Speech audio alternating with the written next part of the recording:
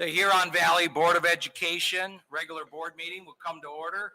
We'll take a roll call. Ms. Cotter, can you take that roll call? Thank you. Mrs. Cotter is here. Mr. Long. Here. Mr. Wiseman. Here. Mrs. Forrest. Here. Mrs. Dodd. Here. Mrs. Castana. Here. And Mr. Carlson. Here. All present, sir. Thank you. Please rise if you can for the Pledge of Allegiance. I pledge allegiance to the flag of the United States of America and to the republic for which it stands, one nation, under God, indivisible, with liberty and justice for all.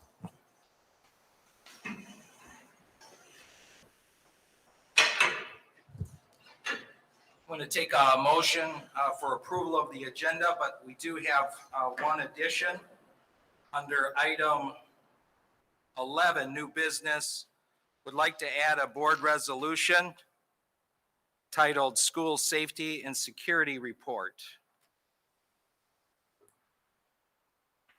I'll support that. Okay, I'll second. all right. Any other agenda issues? If not, all in favor say aye. Aye. All opposed? Ayes have it. The agenda is approved. Board President comments.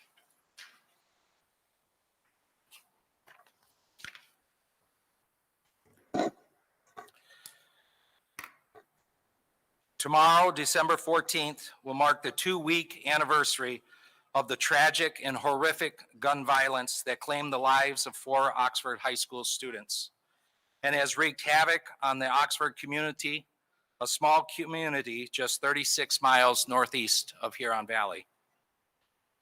Tomorrow also marks the 9th year anniversary of a tragic and horrific gun violence that took the lives of 26 students and staff at Sandy Hook Elementary in a small town in western Connecticut called Newtown.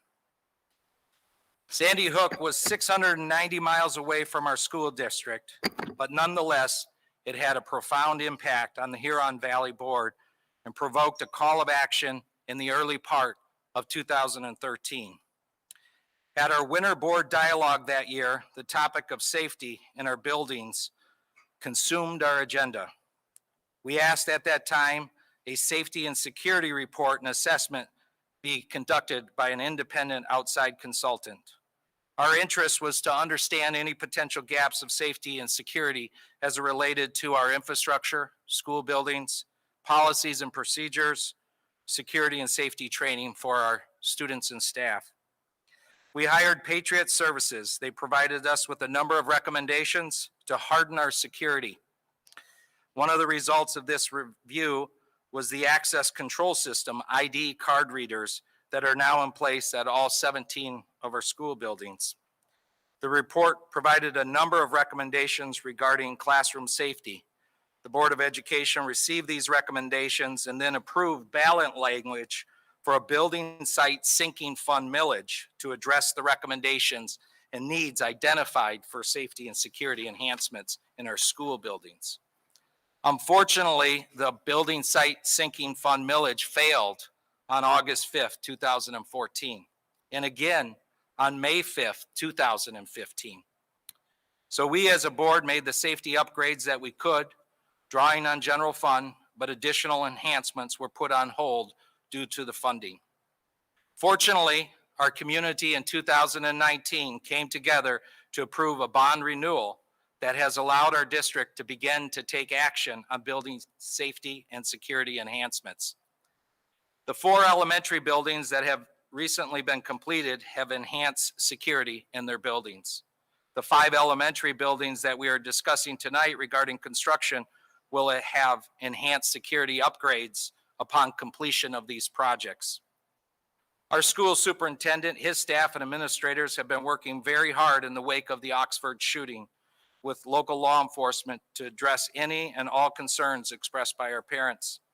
The superintendent has especially worked closely with our law enforcement to run down the individuals that chose to add fear and chaos that already existed in our school community by threatening copycat gun violence.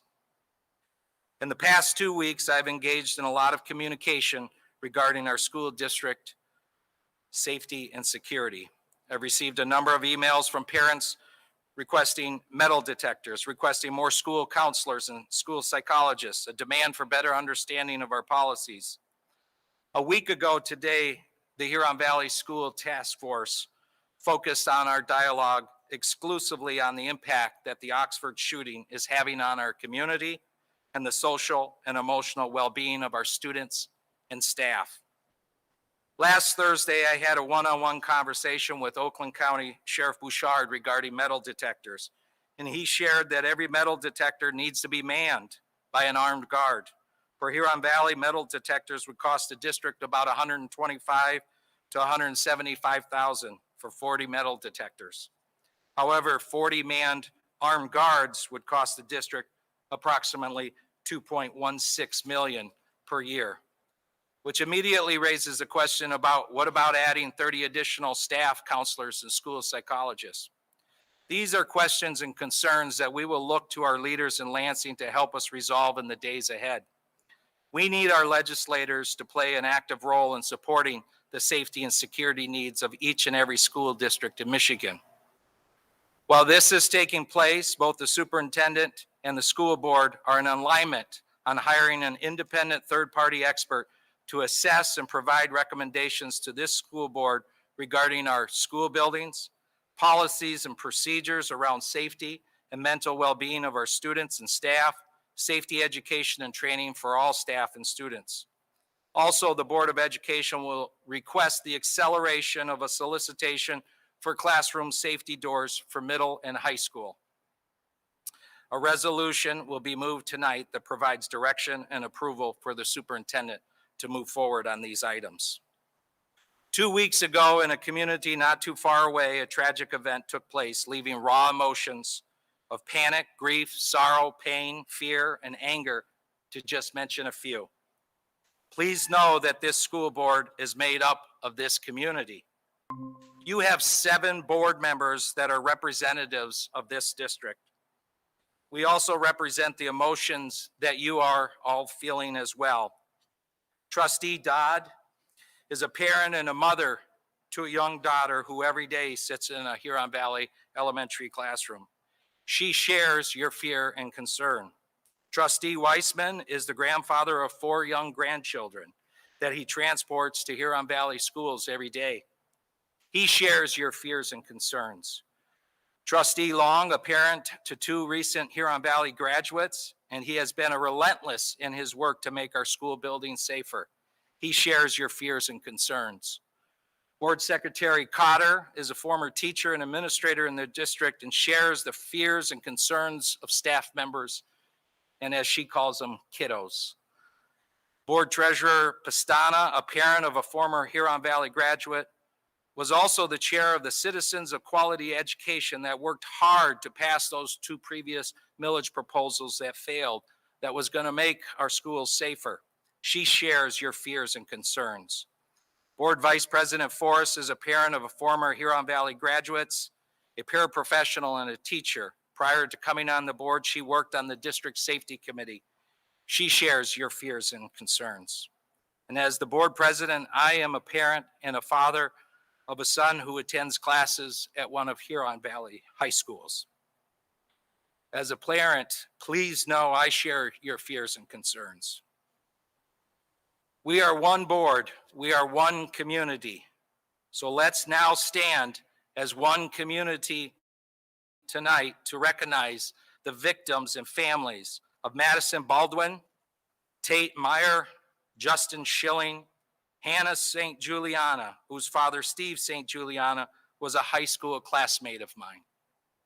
I ask you now to rise and bow your heads in a moment of silence for these victims, their families, the students and staff of Oxford High School and the Oxford community as a whole.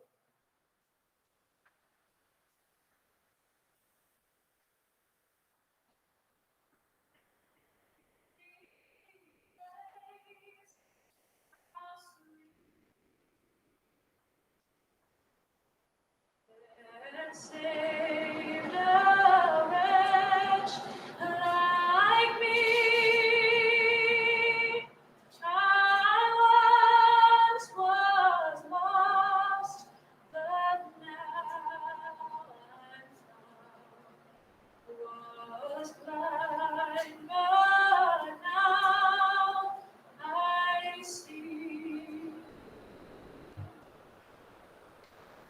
Thank you.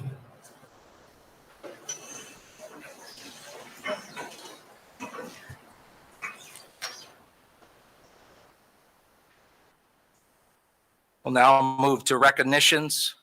Ms. Root.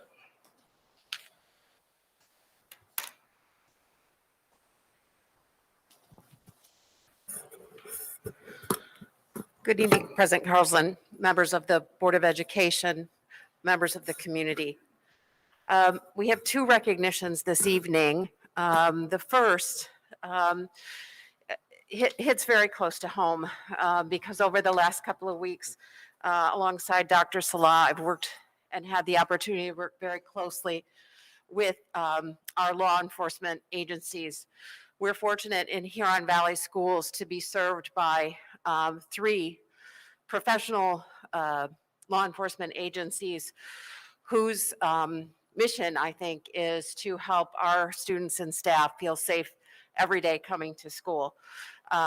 Their dedication to assuring that safety has been absolutely unparalleled over the last several days, on the heels of the Oxford tragedy specifically, as President Carlson said, helping us track down and identify those individuals who lodged copycat threats against our schools. So this evening, we're very honored to welcome and highlight true Huron Valley heroes in our law enforcement agencies. I'd like to first ask Lieutenant Matt Snyder and Officer Dennis Gross to come on up to the podium.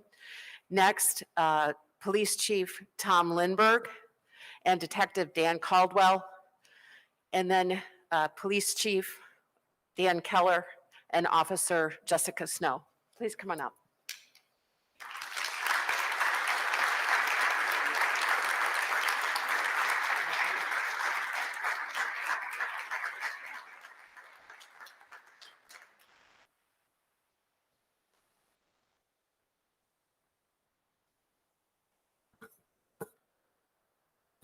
I want to thank all of you for being here tonight, and especially thank you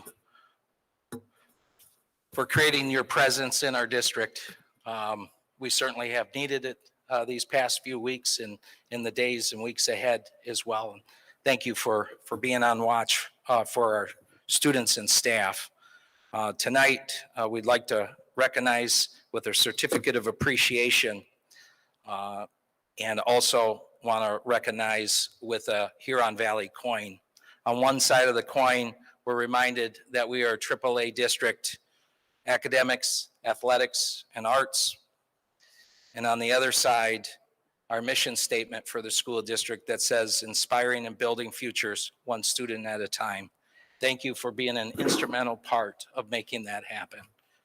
And I'd like to invite the Oakland County Sheriff Highland Substation to the podium first.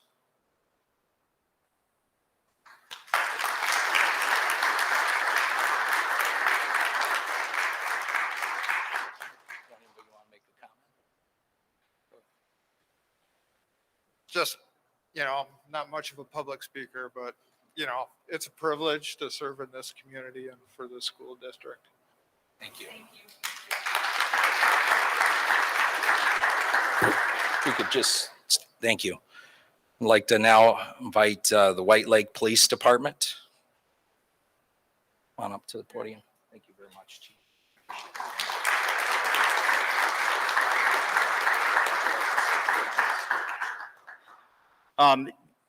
These are tough times. It's really difficult to be in a community where threats are made against the children of Huron Valley. And we do everything possible, everything we can to ensure the safety and welfare.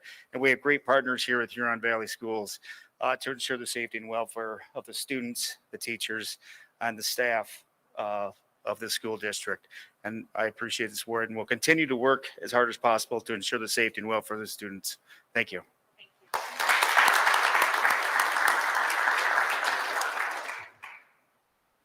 Now I'd like to invite Chief Lindberg up from Milford Police Department.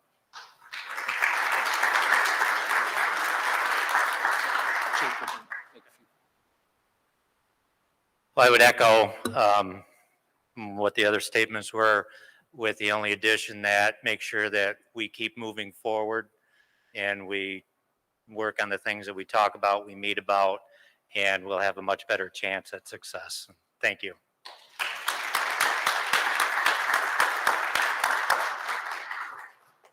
You want to get a picture?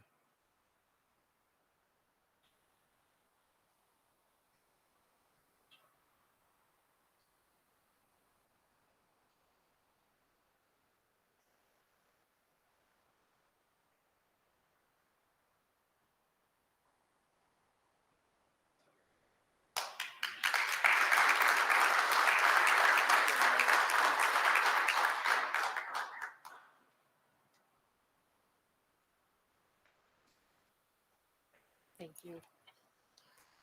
If we could have one more round of applause, please.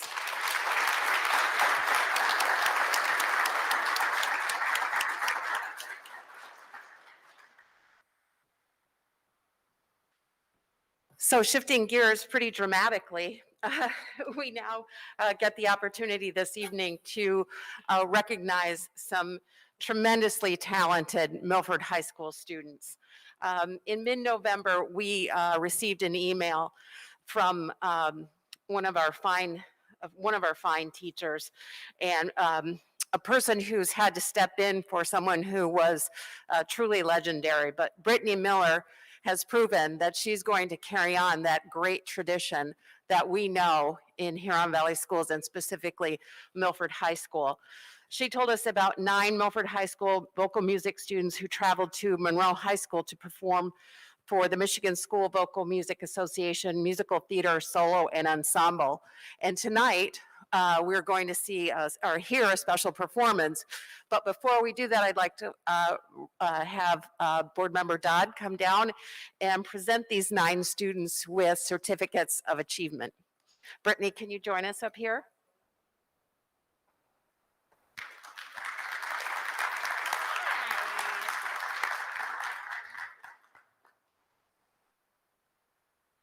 Okay, let's see how I do with names.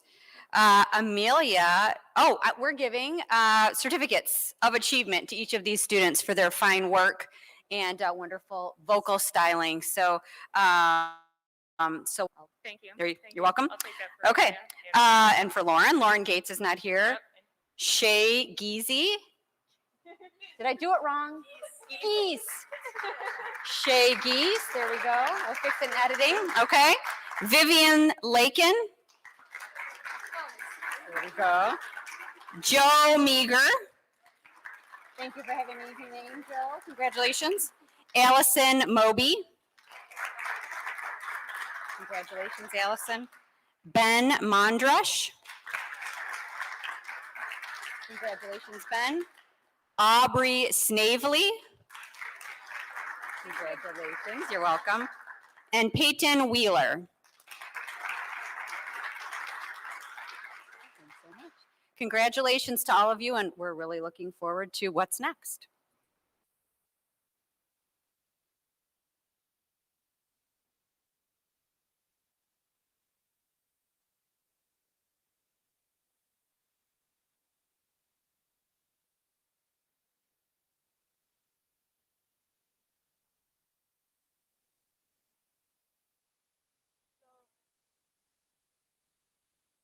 I don't think. Oh, I figured it out. I got this.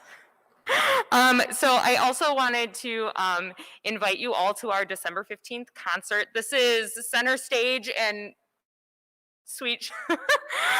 So we are going to sing some holiday tunes for you. We all need a little bit of something lighthearted.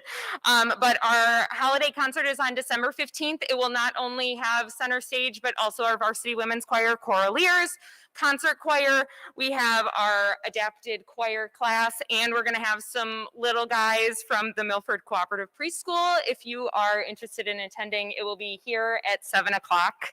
But we are going to share 2 pieces with you. I hope you enjoy.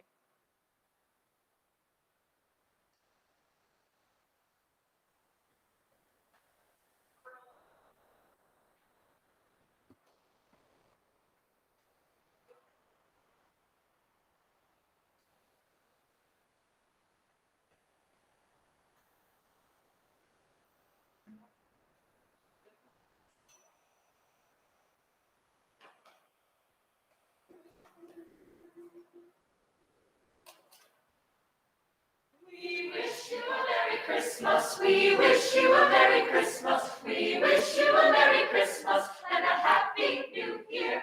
Good tidings we bring to you and your kin. We wish you a Merry Christmas and a Happy New Year. Now bring us some figgy pudding. Now bring us some figgy pudding. Now bring us some figgy pudding and bring some out here. Good tidings we bring to you and your kin. We wish you a Merry Christmas and a Happy New Year. For we all like figgy pudding, we all like figgy pudding, we all like figgy pudding, so bring some out here. Good tidings we bring to you and your kin. We wish you a Merry Christmas and a Happy New Year. We won't go until we get some. We won't go until we get some. We won't go until we get some. So bring some out here. Good tidings we bring to you and your kin. We wish you a Merry Christmas and a Happy New Year. We wish you a Merry Christmas. We wish you a Merry Christmas. We wish you a Merry Christmas and a Happy New Year.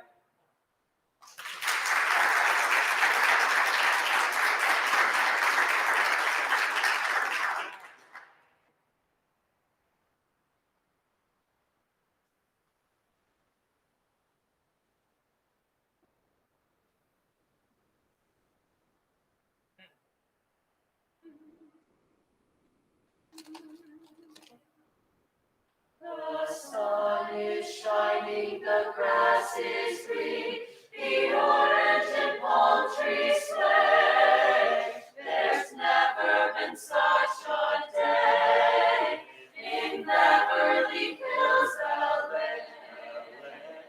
On December 24, and I am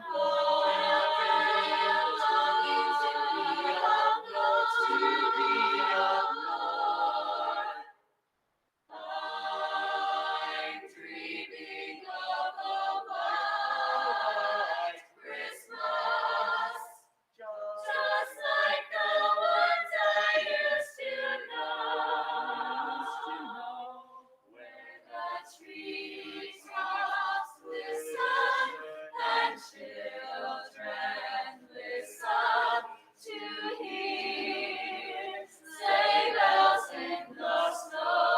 Sleigh bells in the snow. I'm dreaming of a white Christmas. With every Christmas card I write, may your days be merry and bright and may all your Christmases be white.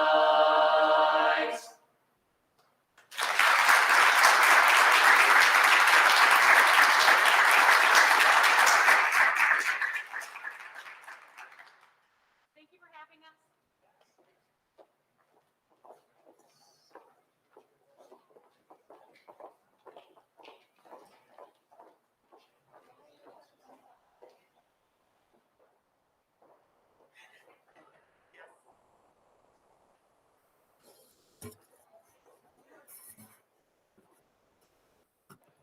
That concludes our recognitions for this evening. Thank you, Ms. Root.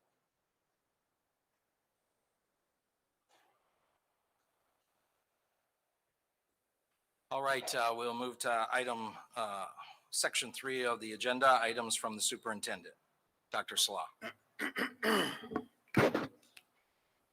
Thank you, Mr. President. Good evening to everybody who's out there in the audience and to those who are watching via live stream. I would just start my remarks by first and foremost, obviously recognizing and acknowledging and thanking our local law enforcement that we're here this evening. Kim and I have spent, I don't even think I can keep track of how many hours over the last 2 weeks in pretty regular constant communication with our law enforcement agencies as they were tracking down leads well into the weekend hours.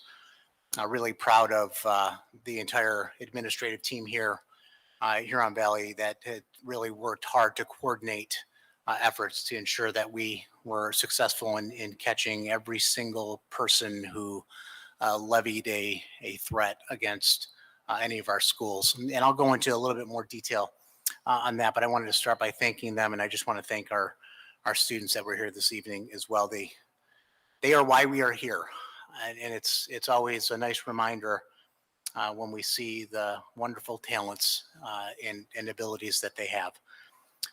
So I have two formal items on the agenda this evening, Mr. President, and then I have a couple of add-ons that I'd like to share in light of recent events. First and foremost, it's my pleasure to introduce our new assistant principal for Muir Middle School. So, you know, as the board knows that, and I hope the community knows that we follow a pretty lengthy process to ensure that we select the right people for positions in Huron Valley schools, and this position was no different. We went through our protocols, our procedures for posting, putting together an interview committee that represents various aspects of the school district, and I'm happy to report this evening, after 2 interviews with several qualified candidates, that we have selected a woman named Stacy Brody. Stacy, I'm going to invite you up to the microphone while I continue to introduce you here. Stacy holds a bachelor's degree in science in elementary education from Oakland University, a master's in educational studies from Oakland University, and an educational specialist in leadership from Oakland University. Stacy comes to the Huron Valley family from Fraser Public Schools, where she has served for 15 years of teaching experience and 2 years most recently as a coordinator for student services. She is energetic. She is excited. And I know she's incredibly pleased to join the Huron Valley family. And so with that, Stacy, I think you've brought some people here with you that are special to you. I'd like you to introduce those folks. And then if you have any comments for the board, here's time to do that. You got to turn that on. Thank you so There you much. go. So yes, I brought my family. I have Andy, Mason, and Rachel, and my best friend and her husband, Courtney and Keith, and they trekked out here through the wilderness. We do live a little bit of a ways away, and I'm very grateful that I was not asked to sing with the choir because you would have asked me to leave at that point. So I know our students at Muir got me singing a song the other day, and I hope they still appreciate me tomorrow when they hear it on the broadcast. So I'm very honored to be here. I appreciate everything that has gone on over the past week. Principal Digsby, the staff at Muir, the community, everybody has been extremely warm and welcoming, especially during this extremely tough time. But I'm just more importantly excited to be here and to become part of the community as well. So thank you so much for the recognition, and I look forward to working with all of you very soon. Thank you. Welcome, Stacy. Any questions for Stacy? Okay, great. So second item I had on the agenda this evening is listed under Community Night. I just wanted to share with the board, you know, as a result of the brainchild of Mr. Carlson and the rest of the board to really get the community engaged through the task force process, where we've continued to meet at Baker's over the course of several months, and really thinking about socially emotional, the new economy as we move forward as a school district out of the pandemic, and you know, identifying knowledge gaps and helping to fill those gaps. I will tell you that the lion's share of our time on those evenings has been spent around socially emotional. Most recently, we made the decision that at our last meeting, I think you heard Mr. Carlson mention this, that it didn't feel right to just march on with the work of this task force, that we needed to take some time as a community and grieve and talk about the events that transpired in Oxford.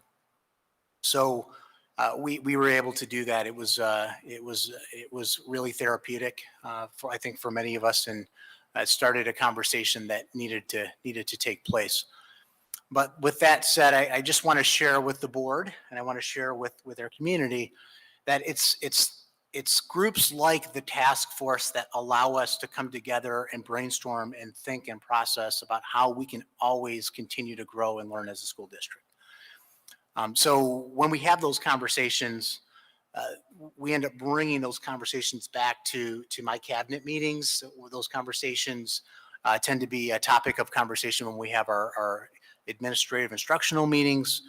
And they start to permeate throughout the organization regarding how do we constantly grow to get better at what we do every single day. I mean, nobody in this school district and no one certainly on the administrative team will ever say that we've arrived and that we have all the answers. We know we can always grow and do better. And so as a result of those cabinet meetings, one of the things we've heard is how do we engage parents? How do we give parents tools? How do we give parents tools and resources to help support their children at home so that they can be successful in the school environment? And one of the things we've been talking about is a Huron Valley Schools Spring Resource Night.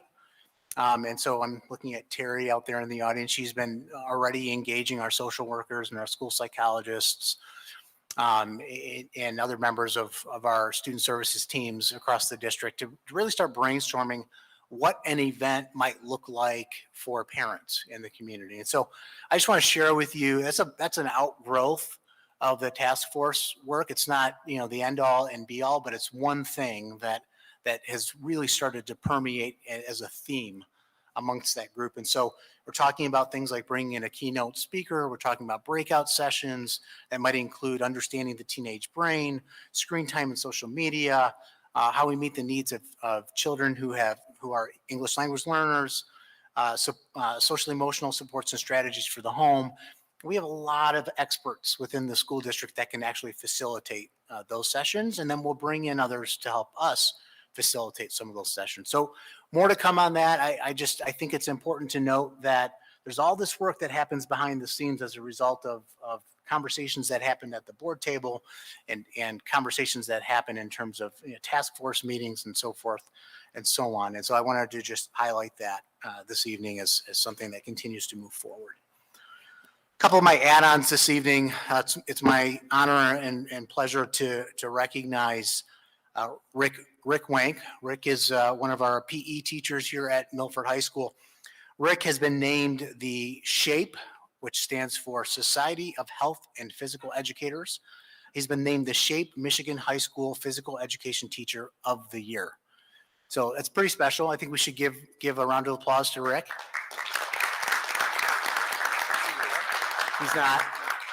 Rick's not here. I just received this press release today. And I just wanted to take a moment and recognize him. And Rick, we all clapped for you. And I know you're going to watch this on YouTube at some point. We're proud of you. And thanks for being a stellar representative of the Huron Valley Schools. We appreciate what you do every single day on behalf of our students. So last but certainly not least, we've talked a lot about the tragedy that transpired just a couple of weeks ago. I appreciate Mr. Carlson's comments, just very well said and articulated. I don't think I could articulate it much better than that. I wanted to just follow up with some specifics in terms of steps and actions as a school district. You can imagine we've fielded hundreds of emails and phone calls over the last 2 weeks.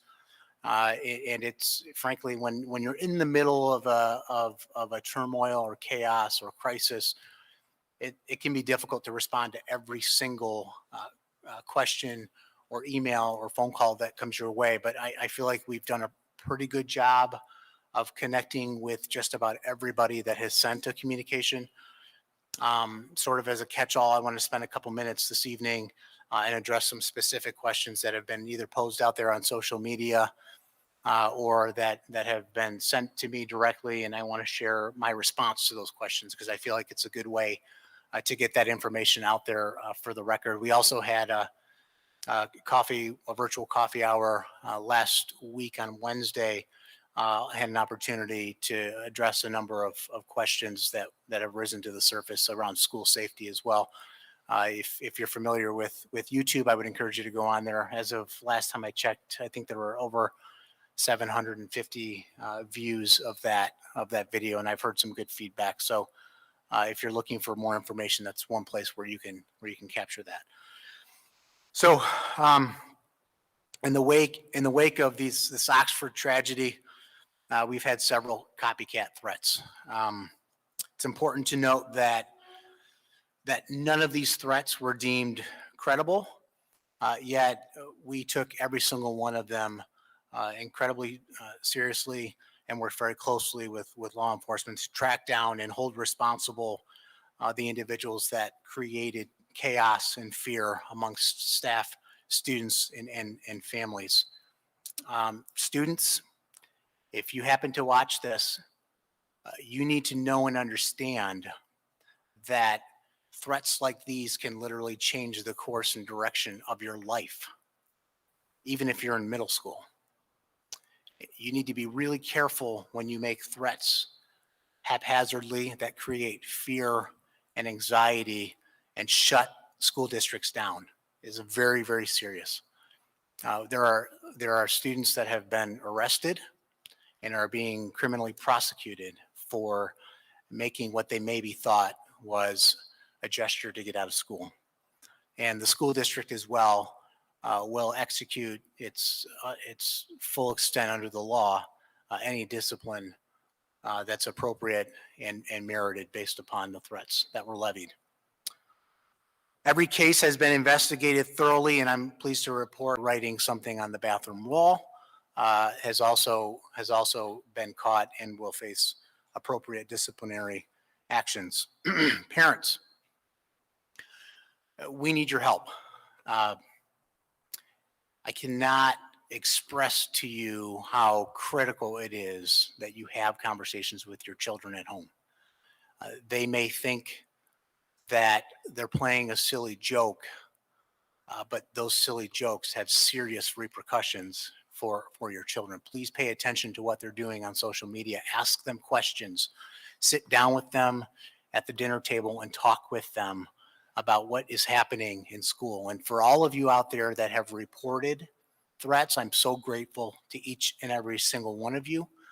Our kids have done an outstanding job staying on top of this, reporting things to their building administrators. I received a number of personal messages on Twitter from students with screenshots, and I'm just so grateful for our kids that stepped up and did the right thing. And for our parents, I'm grateful to you as well. I will say, just share some feedback with you. When you repost something like that, though, it actually perpetuates the fear. Because there are algorithms in social media that cause posts that are reshared to get put at the front of feeds of individuals. And so it's just really important that you share with us those things without reposting, because that gives it like credibility and credence and causes the problem to actually be exasperated. So parents, please have those conversations with your children. It's just so important. I want to levy a thanks to our staff who probably weren't feeling incredibly calm in the wake of navigating crisis, but our teachers, our paraeducators, our secretaries, our bus drivers, our food service workers all kept their composure, and they were there as a rock to support their kids in helping to continue move us forward. Our student services departments were ready immediately to be a counseling support for our students, and I'm just so grateful for them. I want to issue a very special thank you to our administrative team. I see Mr. McKenna in the audience. Mr. McKenna has worked countless hours over the last, and so has his entire administrative team over the last several days, watching video footage and literally pouring over 2 hours of video to identify every single individual that walked into that restroom that ultimately paid off and got us where we needed to go. And I think it's important to note that we are just now bringing cameras online across the entire district. We've added 10 times the number of video cameras throughout, surveillance cameras throughout our hallways. And the only reason we were able to do that is because of the passage of the 2019 bond. I'm going to tell you right now, if it wasn't for those additional cameras just being recently installed, we would not have caught the individual that was responsible for the Milford High School threat. So when you think about the building site sinking fund not passing in 14 and 15, there's a reason why we are lacking in the areas of surveillance across our buildings. And the only reason we are able to install those cameras, and we're rushing as quickly as we can to get those pieces in place, is all due to the support of the community to pass that 2019 bond. It's just so important, and that cannot be understated. I want to express my sincerest thank you to Chief Keller, White Lake, Chief Lindbergh, Milford, and Lieutenant Schneider. They've been relentless in their support of Huron Valley Schools.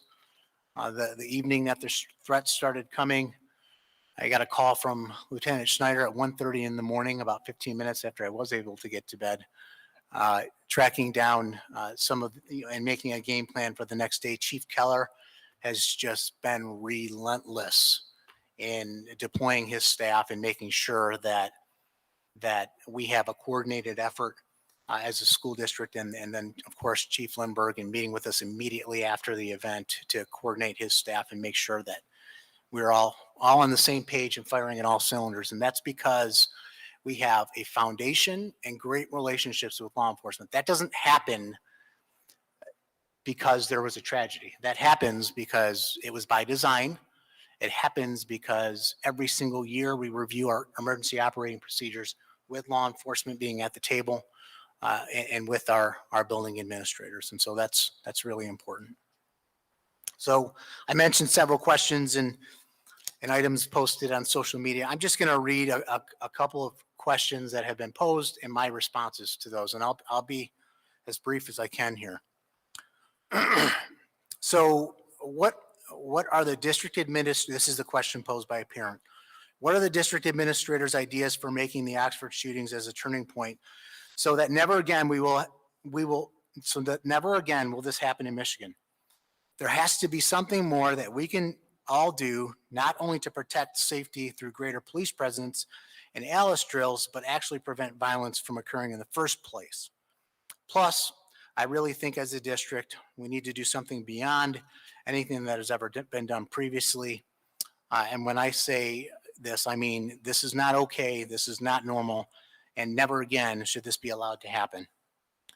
This is exactly part of the reason why, even though we feel like we have outstanding practices in place and that we are exhibiting and exercising all the best practices that Mr. Carlson and I talked about, the importance of, well, we can't leave any stone unturned. If there's something, then we want to know about it. So let's be proactive and not reactive. And that's why we talked about this resolution that's on the board this evening. So my response to this question: completely agree with you. You must understand that HVS is not resistant to prevention. Not only training for staff, drills for students, security enhancements with bond dollars, working closely with law enforcement on building evaluations and emergency operating procedures, but also, and more importantly, prevention in terms of mental health supports. What you and other parents can do to help us advocate, and this is important, I want our parents to hear this.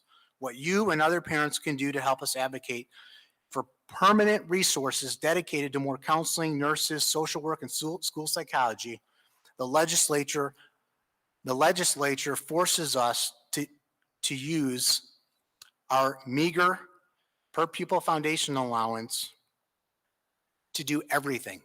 That includes retaining staff, providing supports, feeding children, and transporting children to and from school. So every dollar that we pull out of the classroom to pay for social emotional supports is money that comes out of that meager foundation allowance. We need your help, parents, in advocating for dollars that are permanent, not, oh, you got a grant for that, or here's a matching grant. We'll give you 50%. You come up with 50%, and then the 50% goes away in a year from now. Those are fixed costs. They should be permanent. They should be permanent and sustainable to help us do more from a mental health perspective. In the last 3 to 5 years, we have added social work support in every building, added PBIS para supports, sensory rooms, 30-day paras, lowered counselor ratios, and more. This district is doing a lot from a proactive perspective on social emotional, but could we do more? Absolutely. We need the resources to do it. Second question. Can you use COVID or other monies to bring psychologists right into the schools, as we were able to do in the past in the district I worked in?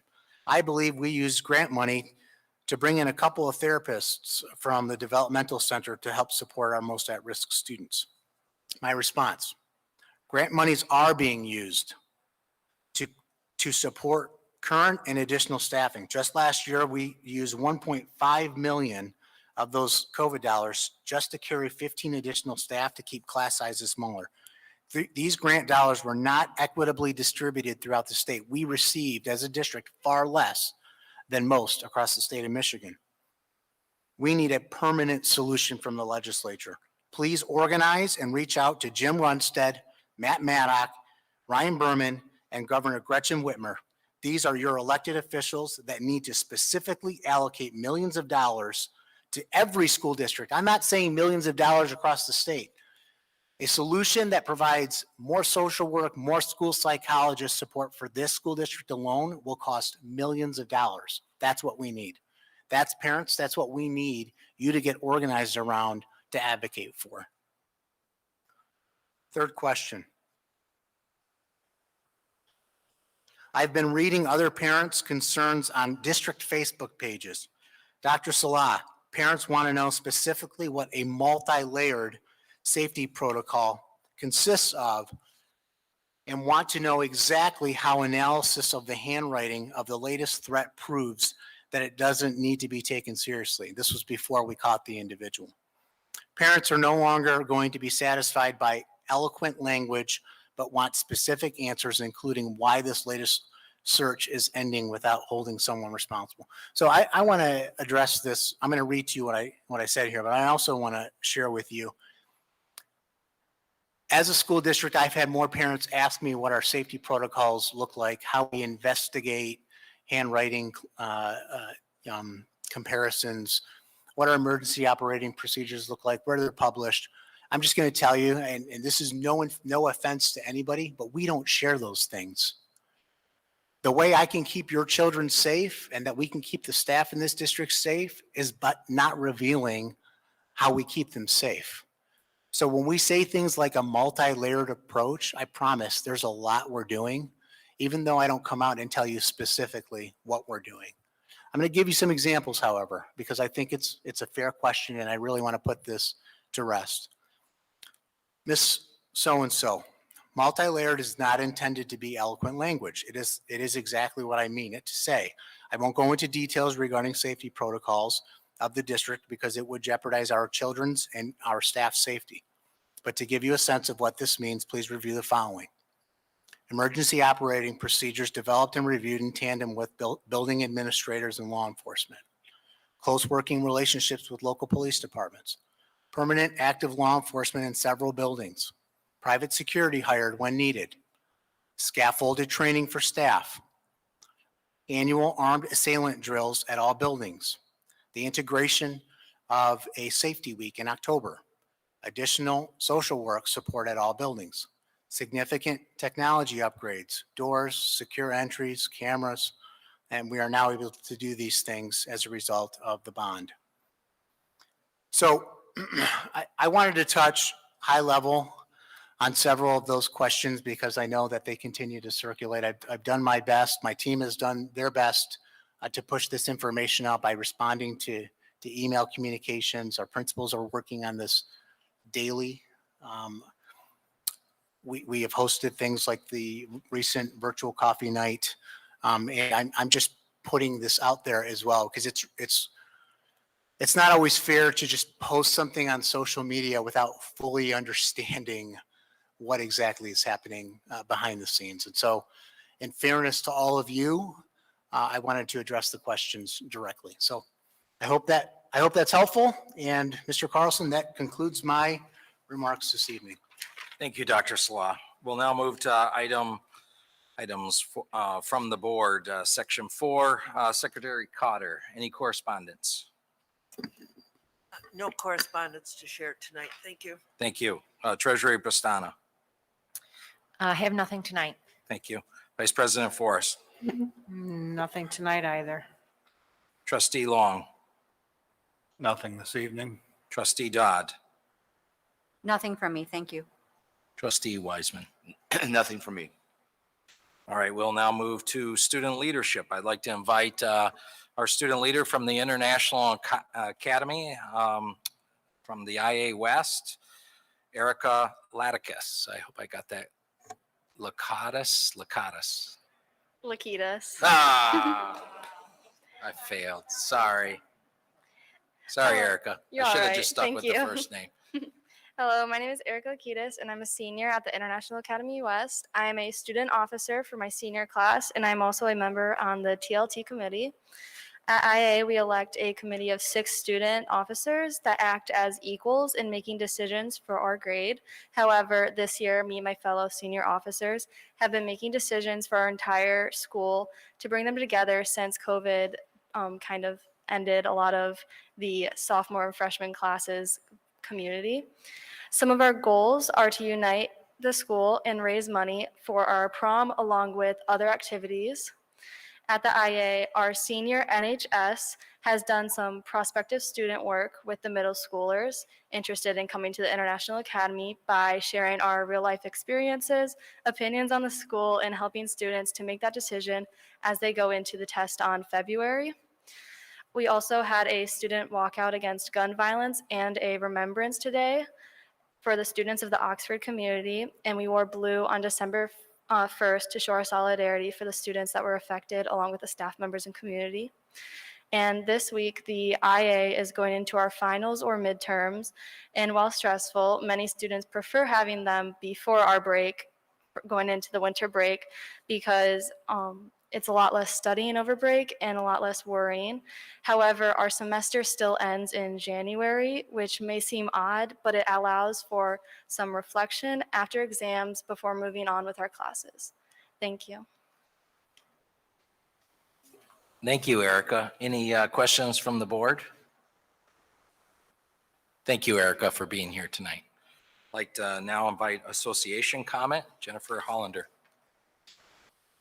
Good evening. It's always a privilege to speak after our students, especially this one who I've known since kindergarten at Heritage. Good evening. As I begin my association speech this evening, my thoughts turn to the Oxford Schools community. Our hearts go out to the students, educators, families, and community of Oxford Schools. We cannot even begin to imagine the terror that they endured on November 30th. We collectively grieve with them and hope for the healing of those touched by this tragic event. The horror and tragedy of 2 weeks ago has shaken us all. I know that many of our Huron Valley staff and families have personal connections to Oxford, making these past 2 weeks exponentially more difficult. I certainly have spent time over the past 2 weeks remembering my 2 years as an Oxford Head Start school social worker. It has been an emotional time for all of us. Every school shooting impacts us all, but the connections to Oxford and the subsequent threats to our schools was a reality that we have never experienced before. On behalf of our educators, I want to thank our central office team, administrators, the White Lake Police Department, Milford Police Department, and Oakland County Sheriff's Office, who have worked diligently over the past 2 weeks to investigate these threats and ensure the safety of our students and staff. It has been an exceptionally exhausting, stressful, and draining years for our educators. We worry about COVID. We worry about our students academically and emotionally. We worry about school threats, and we worry about our own families, many of whom are Huron Valley students. This past week, I posted on our HVEA Facebook page a poem that spoke to me, especially at this moment in time. This poem written by blogger Rachel Marie Martin from findingjoy.net, was not originally written for our educators, but her words are so true for all of us as we close out 2021.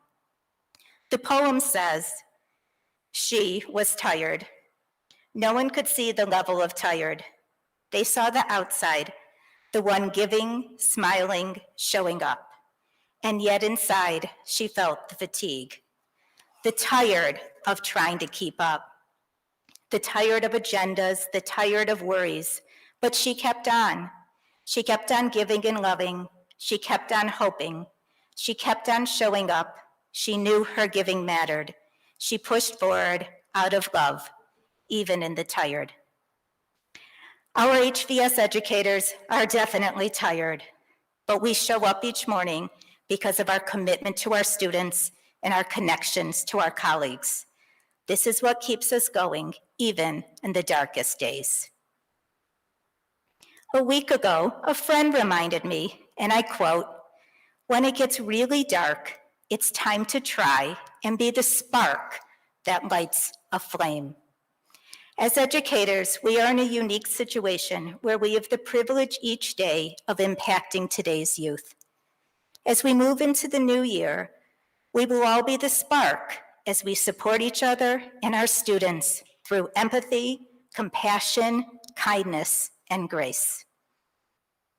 I wish all of us a wonderful winter break, filled with joyful times with family and friends, quiet, peaceful moments, a healthy, happy, and hopeful new year. Thank you. See you in 2022. Thank you, Ms. Hollander.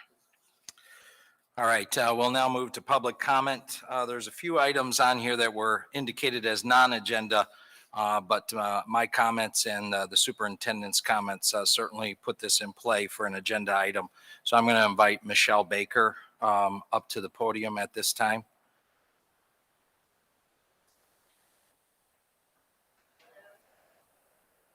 I'm going to push. Hi, my name's Michelle Beaupre Baker. I have 3 children in Huron Valley schools, 2 at the high school, 1 at White Lake Middle School. I appreciate both Dr. Salah and President Carlson addressing parent concerns. I felt like you did a really nice job going through your plans going forward.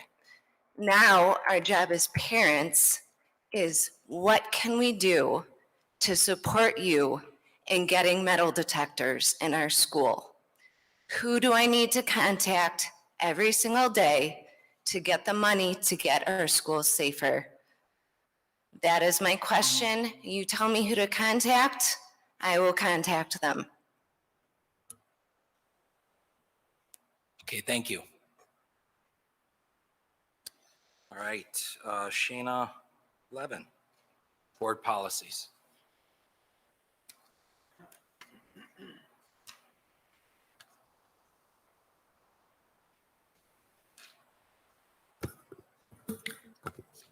Good evening. I would like to speak with you tonight about restorative justice. This is a term that I'm sure many of the members of the Board of Education and Administration have heard a lot about, but is a term many people in the public aren't aware of. Following the shooting in Oxford, this theory, this idea, should be something every Board of Education and Administration should be discussing and revisiting. Restorative justice is the idea that offenders should be rehabilitated and returned to their original place in school, in society, wherever, through reconciliation with victims and the community at large. In other words, restorative justice is the idea that offenders, rule breakers, bad guys shouldn't just be punished for their wrongdoings and removed from society. Instead, the offenders should reach out to the people they have wronged, make amends for the harm they have caused, and be reintegrated into their communities. In Huron Valley, Board Policy 5100 discusses the district's use of restorative practices as part of its code of conduct. I quote, "In every case, the school district will consider restorative practices as an addition or alternative to suspension or expulsion." Further on, I quote, Restorative practices should be the first consideration to remediate offenses such as interpersonal conflicts, bullying, verbal and physical conflicts, theft, damage to property, class disruption and harassment, bullying, and cyberbullying. In certain instances, there might be a place for restorative practices in our schools. In most cases, a child who acts out once shouldn't immediately be expelled. Students who get in a fight should probably be suspended, but probably shouldn't be expelled. But in some cases, there is no room for gray area. I'm not going to mince words here. If a student rapes another student in a school bathroom, we probably all agree that that student should be expelled. Except because of restorative practices, this happened at a school in Virginia, and that student was simply placed in another school and then did it again. What about a student who makes violent drawings or makes reference to harming other students? Restorative justice is what led the shooter in Oxford to be returned to his classroom and to subsequently murder 4 of his classmates and physically injure 7 others and mentally harm thousands of other people. My question to everyone listening and to this board and administration is, what actions have you already taken and will you be continuing to take to address restorative practices in our Huron Valley schools? I don't care that restorative practices are a state law. Research, which I will be emailing to all of you after the meeting, says restorative justice doesn't work. I am strongly requesting that our Board of Education and Administration immediately review our district's policies and make appropriate adjustments to ensure what happened in Oxford never happens here. If a student is talking about or exhibiting violent tendencies, the policy must be that the school resource officer is immediately notified. Parents should also be notified to ensure that all household weapons are accounted for and that students should be removed from school until an investigation is complete. When I look at Board Policy 5100, there are pages and pages and pages of code of conduct for athletes, but it does not specifically address specific situations with students in the classroom. We can sit around and wait for the courts to do all their work and then we can react, or we can be proactive and do the right thing right now. I want you to spend as much time working on Board Policy 5100 as you have on Board Policy 5116 for sexual harassment. All of the drills in the world won't matter if we don't get to the root of the problem. If you, board members and administrators, have to go to Lansing to lobby for the law to change it, do it. If you have to go to Oakland schools to lobby for permission to go outside the law until it changes, do it. Whatever you do, do not wait to take action. You must review and update these policies to keep our children and our schools safe. Time is, quite literally, of the essence. Thank you.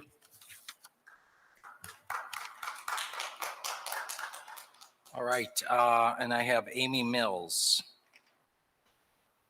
Is Amy Mills here?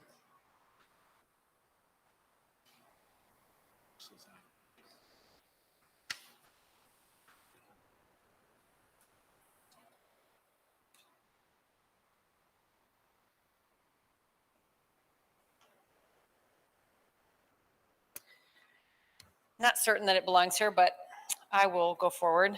I wanted to share the public comments from the TLT meeting on Friday, December 3rd. First, at the TLT meeting on November 19th, there was lengthy discussion on social emotional learning, indicating that this learning is focused on helping kids in need. But it should be pointed out that this quote resource, Second Step, is used for the general population in both assemblies and in place of core curriculum in class, at least at my school. One example is the lesson on sexual harassment during science earlier this year. While I heard this committee say that SEL is not a curriculum, I was told by my SEL staff at my school that they have been giving this instruction to the students for, quote, years and have never before informed the students. Sounds like curriculum to me. Number 2, there was also some discussion about CRT at the last meeting. It was stated that CRT is not in the Huron Valley School curriculum. I have firsthand knowledge of some of this teaching being introduced at the 8th grade level. I brought up one specific question as it related to an assignment earlier this year. Unfortunately, I did not capture the exact wording of the question, but it was to the effect of how does racism and prejudice affect the way you view and treat other people? The question was removed from the assignment, and I was told that the deck was provided by another teacher in the district. I do not know if it was removed only from my daughter's class or from the assignment across the school or the school district. I later brought it up to my principal as well. I also posed the following questions at the December TLT meeting, and am discouraged that no one from the committee or the administration has reached out to me regarding these questions, not even to say that someone is working on them. I'm requesting answers to these following questions by Wednesday, December 15th. I will restate those questions now. What is the standard in Huron Valley Schools for curriculum review? How often is each lesson reviewed? Who completes the review? From what perspective is this review completed? What actions are taken from the review? Is there a requirement for central and school staff to read the books that are assigned to our students? As I understand it, some of the curriculum is set at the central office and some of the curriculum is left to be selected by the teachers. If a parent wants to see a detailed curriculum for a class or a grade, what is the process to make this formal request, and how does that parent go about viewing the central office designated and the class level curriculum? Number 3, for the teacher chosen curriculum, is there a review process, established parameters, approved list, etc., or is the choice left to the prerogative of the teacher?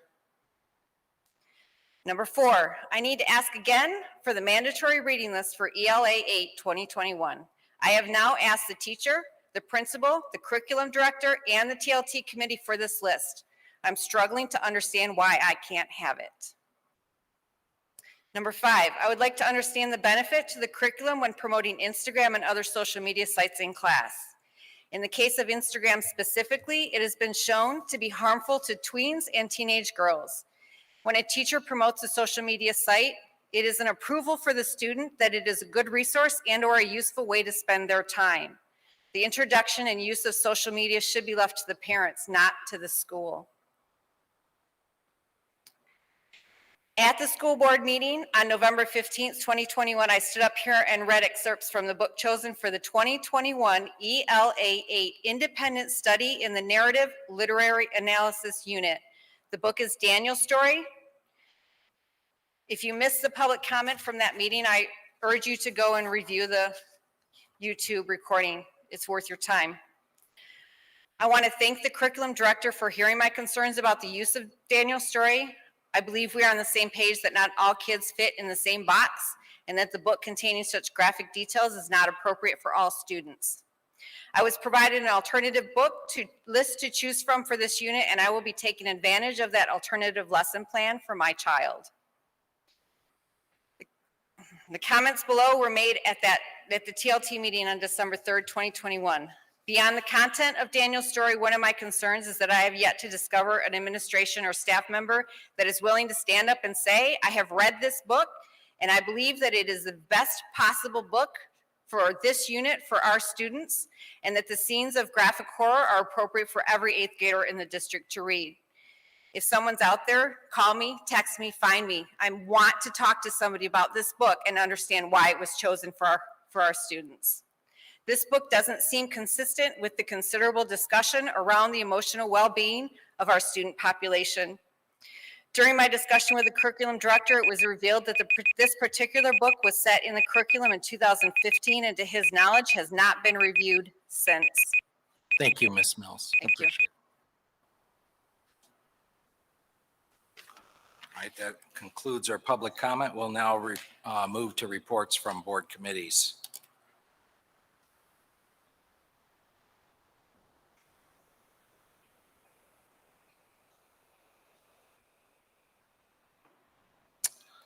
All right, we'll move to the executive committee. The executive committee met on December 13th at 9:30 a.m. Present were myself, Denise Forrest, Mr. Weissman, Dr. Salah, John Tavernier, Jeffrey Van Gotham, John Reby, and we had a host of Clark and TMP folks there as well. There was no public comment. There was public there present, but no public comment. December 13th board meeting, we reviewed COPE contracts. Dr. Salah provided that item for us, and that was discussed. That's on tonight's agenda.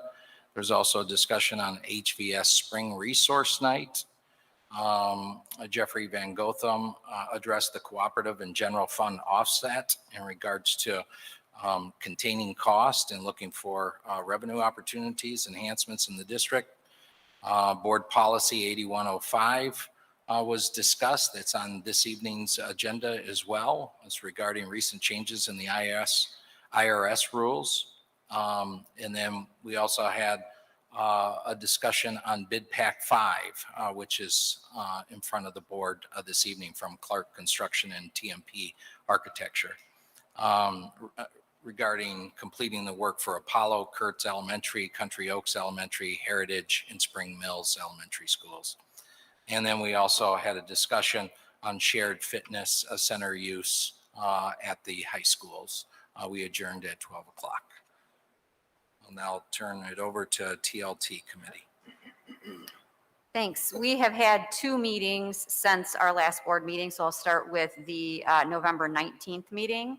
Meeting was called to order at 8:35. Present myself, Lindsay Cotter, Denise Pastana, John Trevernier, Dr. Sala, Jennifer Bjorkman, Martin Lindberg, Lena Nemeth, Terry Thompson, and Dr. Cohen. There was no public comment at the beginning of the meeting. We discussed regular agenda items, board policy 5127, and this is a policy that we reviewed and eliminated last year, and we're talking about doing it again this year, and it is to waive the Michigan merit exam requirement for the class of 22 due to testing disruptions because of COVID. MMC, Mr. Tavernier shared the Michigan merit curriculum with the committee. Comparison of the requirements of the MMC and board policy 5127 were discussed. We also discussed social emotional support. The committee discussed the supports in place across Huron Valley schools, including social work and the positive behavior intervention specialists. Mrs. Thompson also shared plans are underway for hosting community resource night in the spring. I requested to review the curriculum review cycle and materials adoption process in a future agenda. We also discussed some consent agenda items that were on the consent agenda this evening, the elementary math expressions and the Neola, the elementary math expressions will be on consent, and it is, we support it. We also discussed the review of the Neola agreement to help us organize and manage board policy and administrative procedures. And then we discussed staffing and some successes we've had in the transportation, but also that staffing for guest teachers and childcare continues to be a challenge. We adjourned at 9:35. Our next meeting was December 3rd at 10 a.m. at the administration building. Meeting was called to order at 10:03. Present myself, Lindsay Cotter, Denise Pastana, John Trevernier, Dr. Sala, Jennifer Bjorkman, Martin Lindberg, Nina Nemeth, Terry Thompson, and Bob Green.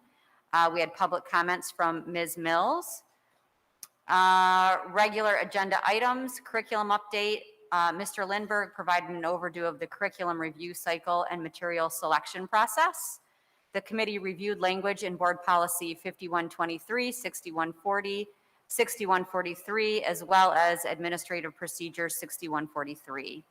We had an update from the AAA committee. Mr. Trevernier shared results of the athletics, arts and activity and club participation data. Further information was requested, including number of students participating in at least one club or one athletic team. We had an update from Mr. Green about the Huron Valley Consolidated Marching Band. This year was the first year of the Unified Marching Band. Survey was sent to parents and students to gather feedback and measure progress. Mr. Green shared results from the survey along with perspective on the past season and requested support for continuing with the Unified program, which we all happily supported and gave. Had no new consent agenda items. We did discuss at length school safety, and I shared information that we also talked about in the earlier marketing communication and legislative committee that happened just a few minutes before that meeting. We adjourned at 11:47 a.m. And our next meeting will be the first Friday of January at 10 a.m. at the administration building. All right, thank you, Trustee Dodd. We'll now move to Finance and Operation Committee. Treasurer Pastana. Finance and Operation Committee met Wednesday, December 8th at 10 a.m. at the Administration Building. Present were myself, Mr. Wiseman, Dr. Salah, Mr. Van Gotham, Ms. Root, Mr. Reby, Ms. Kerrigan, Ms. Maruskin, Ms. Timberlake, Mr. Rogers, Ms. Wenrick, Ms. Cassie, and Mr. Wolford. Right, who wasn't at the meeting? There was no public comment. We reviewed the minutes. Nothing consent agenda, no unfinished business. We talked about new business, the approval of the Bid Pack 5 contracts that we'll be discussing tonight. The project is funded from the 2020 Capital Projects Fund. We talked about the approval of the contract award about new furnishings. Mr. Wolford and Ms. Cassis spoke of the unprecedented and frustrating times in trying to get this contract to completion with all the problems with supply chain and pricing going up. So this project is funded from the 2020 Capital Projects Fund. Board policy updates, we talked about the recent changes that we need to make to board policy after the IRS audit. Ms. Root shared a presentation regarding the pools and fitness centers and an update to offerings proposed to begin in January. Jeffrey spoke on behalf of HR, talking about HVS administration continuing to market medical options for all bargaining groups to provide competitive benefit offerings. Transportation has the opportunity to join the West Michigan Health Insurance Pool. HR is asking the board to approve and sign the attached board resolution to join the WMHIP. In other, Jeffrey spoke to the district about a rating prior to the issuance of our $112 million in new debt. At that time, the district was rated as an A- with a negative outlook. After several conversations with the ratings agency and the requirement to review the rating on an ongoing basis, he was happy to report that the district will be moving to a stable outlook as a result of improved outlook and operations. Future discussion items, we talked about Michigan Department of Education's leeway in regards to student count. Dr. Salah is already having conversations about that. And Mr. Long talked about looking into all interior doors at our schools, along with having safety locks and ensuring all are included in our upcoming model renovation going forward. Our meeting was adjourned at 12:30. Our next meeting is January 5th at 2:30. Thank you. We'll now move to communications, marketing, and legislative. Mr. Long. Communications, Marketing, and Legislative met Friday, December 3rd at 8:30 a.m. in the Administration Building. Present were myself, Mrs. Cotter, Mrs. Dodd, Mrs. Root, Dr. Salah. None of the public commented. We received a legislative update from Dr. Salah. He shared that the courts have issued a stay of mandatory COVID vaccination plan outlined by OSHA. We received a website and app update. Communications Department has moved the launch date for the new website to after the holiday break. Ms. Root shared a presentation regarding the new model for pools and fitness proposed to begin in January. And Ms. Root and the committee discussed the district's commitment and plans to safety on the heels of the violence in Oxford. Our safety plans were reviewed, and obviously we're going to take some actions this evening to improve them. Our meeting was adjourned at 9:41 a.m. Our next meeting is January 7th at 8:30 a.m. Thank you, Mr. Long. Arts, Athletics, and Activities Ad Hoc Chairwoman, Ms. Yep. Forrest. Yes, we met on November 29th at 4:30 PM at the admin building.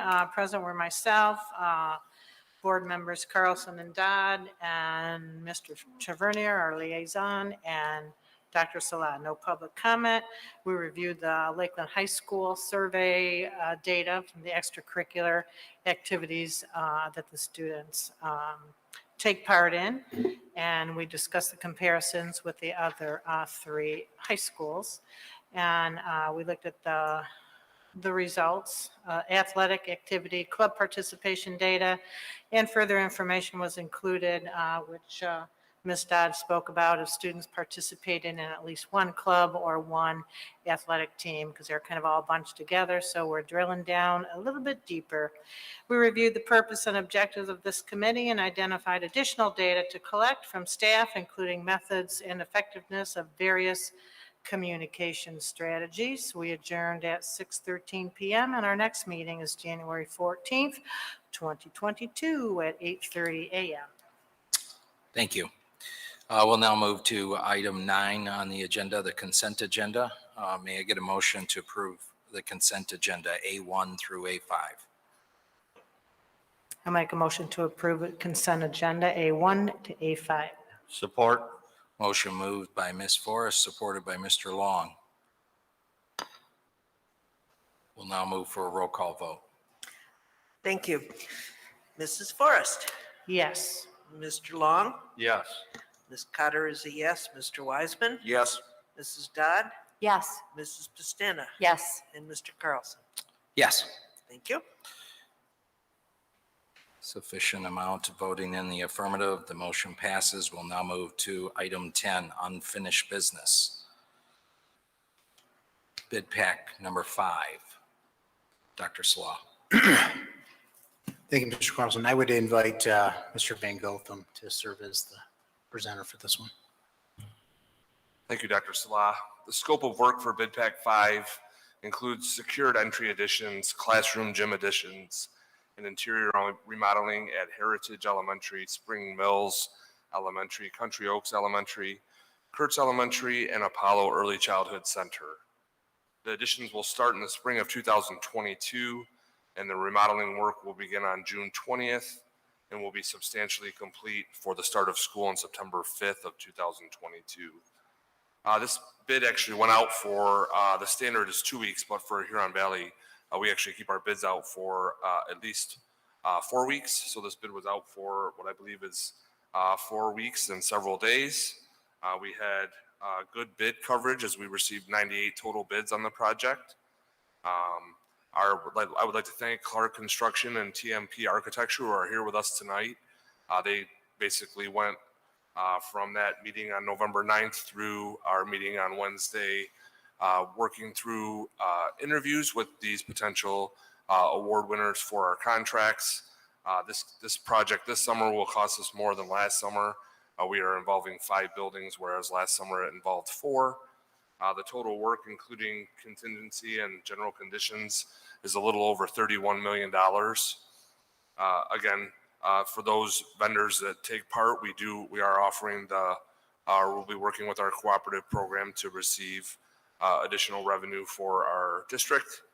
But very happy to bring this award before the board this evening for consideration of approval.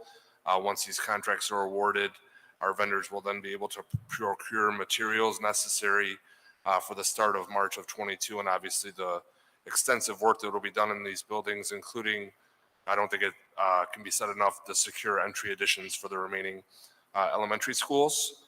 And so that is the summary this evening. Thank you. Thank you. Before we take any questions, can I get a motion to move this and then support? Motion made by Mr. Wiseman. Is there support? I'll support. Support by Ms. Pastana. Now, are there any questions regarding or comments regarding bid pack number 5? Mr. Wiseman? No? Any questions? I know this, we spent a lot of time and a whole bunch of committees on this. So seeing no questions, then we will call the question and call the vote. Mr. Wiseman, Yes. Mrs. Pastena, Yes.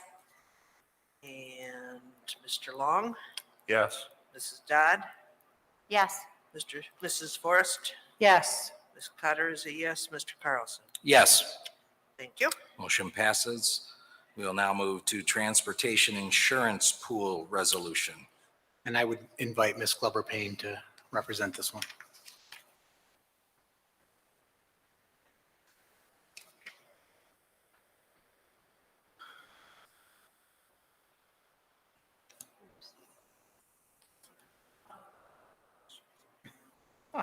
Here. Okay. The administration in the district continues to be in the market for medical benefits. Transportation Group actually wanted us to research some different insurance options for their group. And so we were able to work closely with Gallagher, our benefits services consultant, and they were able to provide us with a selection and option of insurance offerings to our transportation group. So once we received those options, we did meet with the transportation group leadership where we presented them with the options and they made a decision that they were going to go with West Michigan Health Insurance Program. And we actually had a pool, which is a pool that is part of about 108 Michigan public employers and about 11,000 employees. So with this particular pool, we did have to have a resolution that was created so that the district would be able to participate in the pool that is through West Michigan Health Insurance Plan. Thank you for the presentation of that item. Can I get a motion to put this on the agenda? So moved. Moved by Mr. Long. Support. Support by Ms. Forrest. Any questions or comments? Ms. Forrest. This is something that the transportation employees wish to use, I'm assuming. Yes, we offer, the current insurance was already on the plate, but once they heard and received a meeting or clarification on what West Michigan Health Insurance Pool offers, they decided to go with this one. And so this, they'll change from an HMO to a PPO? Yes. So a little bit better quality insurance? Yes. Okay, thank you. Any other questions or comments? Seeing none, we'll move for a roll call vote. Thank you. Mr. Long Yes. and Mrs. Forrest? Yes. Ms. Cotter is a yes. Mr. Wiseman? Yes. Mrs. Dodd? Yes. Mrs. Pastana? Yes. And Mr. Carlson? Yes. Thank you. Sufficient voting in the affirmative. Motion passes. We'll now move to co-contracts. Dr. Salah.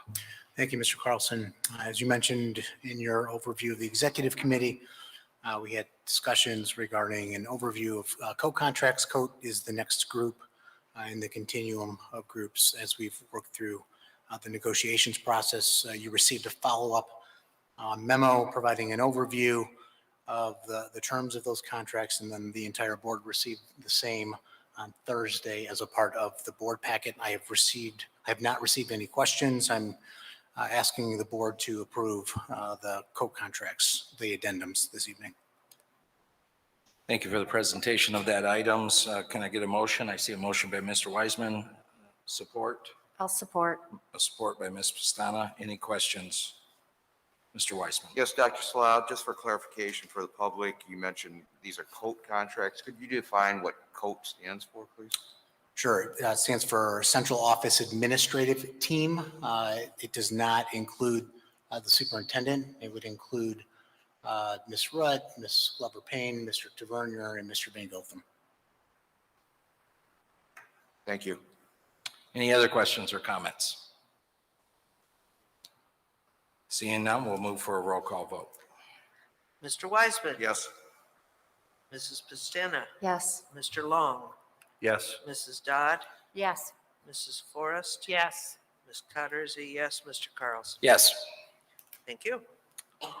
Sufficient voting in the affirmative. Motion passes. We'll now move to Board Policy 5116, Exhibit E. Dr. Salah. Again, I would turn this over to Ms. Glover-Payne.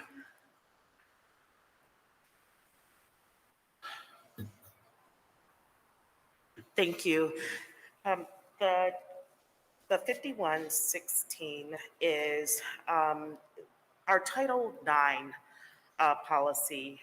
We've included in your packet of information Title IX board policy and administrative procedure as it relates to sexual harassment. This applies to staff and students. I know we brought this to the board at our last meeting, where I proposed some additional language that would align with the new law that was brought or was actually out last year. So this is just really kind of making our school policy current with the law changes as it relates to Title IX legislation and law. Thank you for that presentation. Do I have a motion? I'll make that motion. Ms. Cutter Second. and seconded by Ms. Forrest. Any questions or comments from Ms. Glover? Ms. Cotter is a yes. Mrs. Forrest? Yes. Mr. Long? Yes. Mr. Wiseman? Yes. Mrs. Dodd? Yes. Mrs. Pastana? Yes. And Mr. Carlson. Yes. Thank you. Sufficient of voting in the affirmative. Motion passes. Mrs. Cutter wants to move along a little faster here. Board Policy 4100, Exhibit F. Ms. Glover Payne. 4100 and Board Policy 4100 and Administrative Procedure deals with harassment and discrimination. So this is with the exception of sexual harassment, that's part of 5116. This is 4100 dealing with harassment and discrimination. This is an update to the current Board Policy 4100 just to align some of the language which was placed in 5116.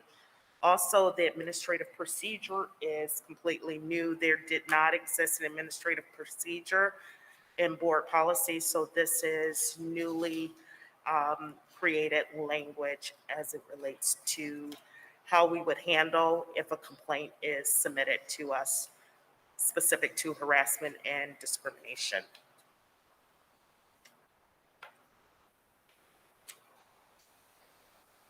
Thank you for that presentation. Can I get a motion? So moved. Moved by Ms. Dodd, supported by Ms. Cotter. Any questions or comments? We'll move to a roll call vote. Thank you. Mrs. Dodd? Yes. Ms. Cotter is a yes. Mr. Long? Yes. Mr. Wiseman? Yes. Mrs. Forrest? Yes. Mrs. Pastana? Yes. And Mr. Carlson. Yes. Sufficient voting in the affirmative. Motion passes. We'll now move to new business, board policy update 8105. And so I would like to take the time to explain this. This was in front of the executive committee, and I believe it also went in front of the finance and operations. Is that correct? And it was part of board notes as well. This has to deal with the compensation of Board of Education members, not the actual dollar amount. That dollar amount will remain the same. What we're asking for is there's some clarification. The IRS in a recent audit, I believe, had indicated that board members were school district employees, which we are not. We've been paid on a 1099 miscellaneous form for the last 13 years on this Board of Education. And but there was a lack of clarity in this resolution, which is 8105, paragraph D. And it reads, board members shall be paid per diem fee of $30 per regular and special meeting and board committee meetings, and when serving as an official representative of the board at a function or meeting. What's been stricken was there was a sentence below that that said the members of Board of Education expect all fellow board members to achieve level 1 board member certification from MASB, which is the Michigan Association of School Boards. That has been stricken from that clause. That is, of course, a goal of our school board to have board members take respective courses.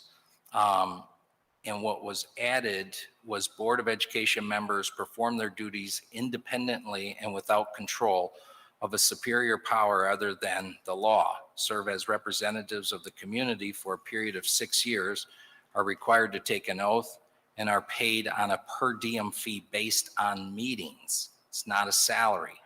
As such, HVS board members are fee-based public officials and will be subject to self-employment tax as outlined in the Internal Revenue Service Code.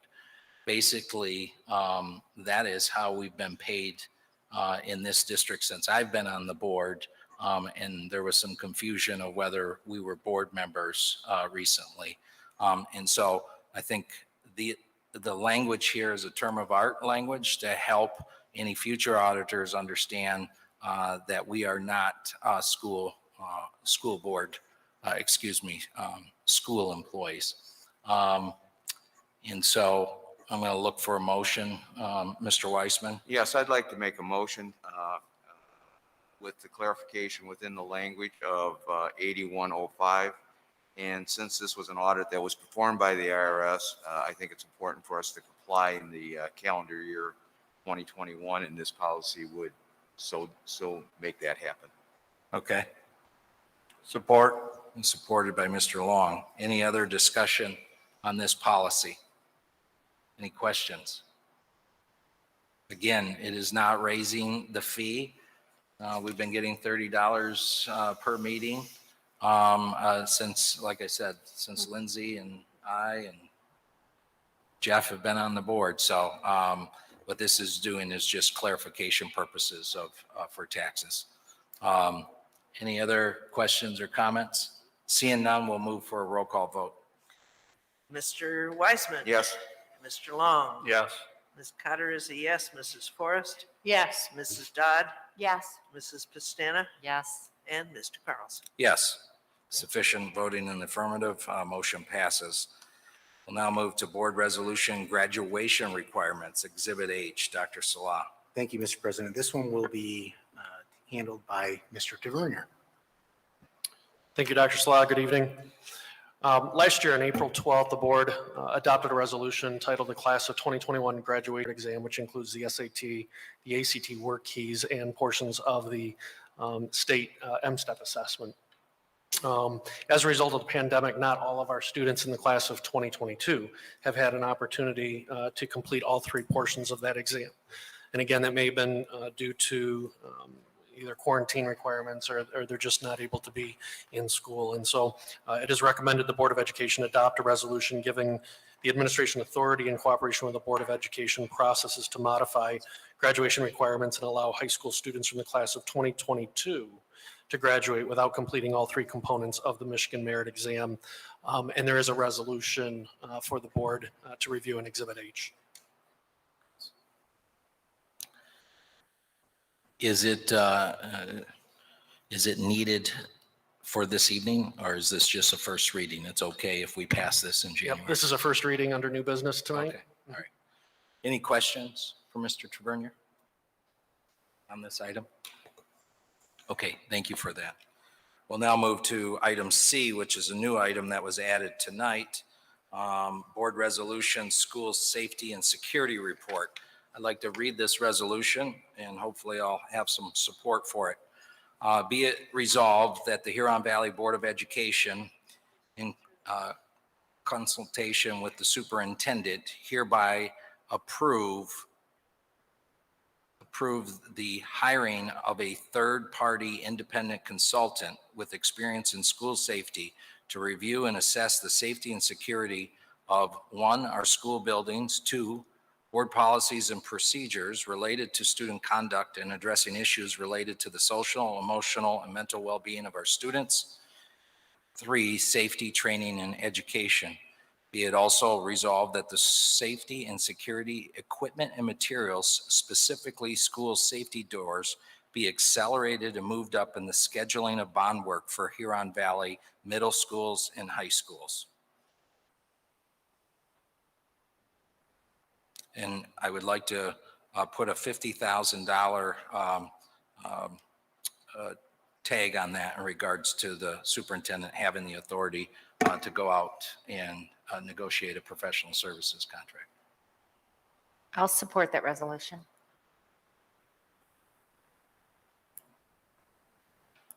Is there a second? Second. Supported by Ms. Pastana, seconded by Ms. Forrest. Any questions or comments? Ms. Dodd? I applaud this and appreciate it. I think it's an important step for us to take. And I think it's always a good idea to get fresh eyes looking at things that we look at all the time. I know Mrs. Root spends a lot of time immersed in this up to her eyeballs. And in the last few weeks, everyone has really piled over it. My kitchen table has printouts of the student code of conduct all over it as we try to figure out what we can do.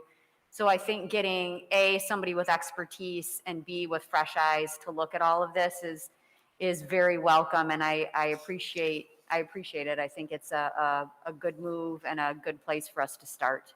But I think remembering that it's a start, and there's a lot of work we have to do. Thank you, Ms. Dodd. Any other questions or comments? Seeing none, we'll move to a roll call vote. Thank you. The motion was Mrs. Pastana, Yes. Mrs. Forrest, Yes. Mr. Long, Yes. Mr. Wiseman. Yes. Mrs. Dodd, Yes. Ms. Cotter is a yes, Mr. Carlson. Yes. Thank you. Sufficient voting in the affirmative. Motion passes. Question? The prior graduation requirements, we just needed the resolution. There's no voting on that. That was Correct. just a first reading tonight. Okay, that's what I wondered. Thank you. All right, no other public comments. We'll now move to good and welfare. Ms. Pastana. I just wanted to put a good word in for the Huron Valley Community Coalition. All the posters that all of the board members have on your desk, that is done for them. They distribute over 2,000 of these throughout the schools, throughout the district at all the different schools, appropriate messages for the appropriate ages. And it's about kindness and doing the right thing and mental health. And so I appreciate their partnership. Thank you, Ms. Pastana. Any other comments? Ms. Dodd? I have had the hearts of the teachers and the administrators and the school staff I've had them in my heart over these last few weeks. I know the week before a holiday recess is always a lot for them, and knowing that right now they are coming off of a lot. So please know that each and every one of you, including, food service and transportation, you're in my thoughts every day, and I'm wishing a very safe and sort of fun last week here before the holiday break, and then a very restful few weeks before we get ready to tackle the new year. So thanks to all of you, and wishing a good week and a happy new year. Ms. Cotter? I do want to thank Laura for her comments, and I'm looking forward to having some fun around this place. I also want to thank Sean and Paul for your comments tonight. I think they were very timely, really hit home. I appreciate that you prepared them and took the time to present them. Thank you. Thank you. Mr. Weissman? Ditto to Mrs. Dodd's comments and Ms. Cotter's comments. I totally agree and look forward to a prosperous, healthy, and good 2022. And Dr. Slaa and Mr. Carlson, also thank you very much for the work that you've done. And the resolution is absolutely timely.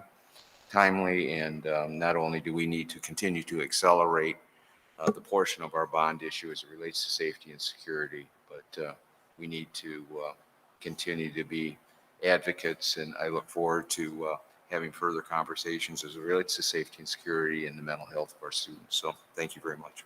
Thank you, Mr. Weissman.